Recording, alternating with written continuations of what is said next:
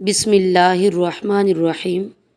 अस्सलामुअलैकुम वरहमतुल्लाहि वबरकातुहू। मेरे प्यारे इस्लाम बहन भाइयों, अक्सर हमारी दुआएं कबूल होने में वक्त लेती हैं।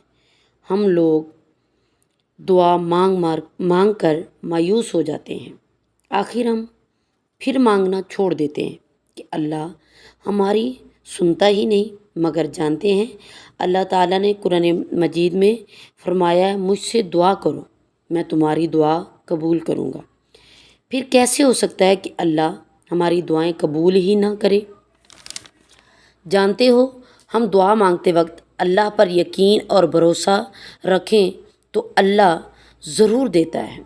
हाँ, कुछ दुआएं कबूल अगर नहीं होती तो इसमें भी अल्लाह की बेहतरी होती है, यानी इसमें भी अल्लाह की बहुत सारी हिकमतें होती हैं। आज की वीडियो में मैं आपको ऐसी दुआ बताती हूँ जिसके ज़रिए से अगर आप दुआ मांगेंगे अल्लाह ज़रूर कबूल करेगा इंशाअल्लाह। एक बहुत ही खूबसूरत हदीस है। हज़रत अबादा बिन सामित रदियल्लाहु ताला अन्हु कहते हैं कि रसूल करीम सल्लल्लाहु ताला अलैहि वसल्लम ने इरशाद फरमाया, जो रात में बेदार हो और आँख खुलते ही ये दुआ पढ़े, ला इलाहा इल्लल्लाहु वहदहु ला शरीका लहु लाहुल मुल्कु व लहुल हम्दु व हुवा अला कुल्ली शैइन कदीर, सुबहानल्लाहि वल्हम्दुलिल्लाहि व ला इलाहा इल्लल्लाहु वल्लाहु अकबर व ला हौला व ला कुव्वता इल्ला बिल्लाहिल अलिय्यिल अज़ीम।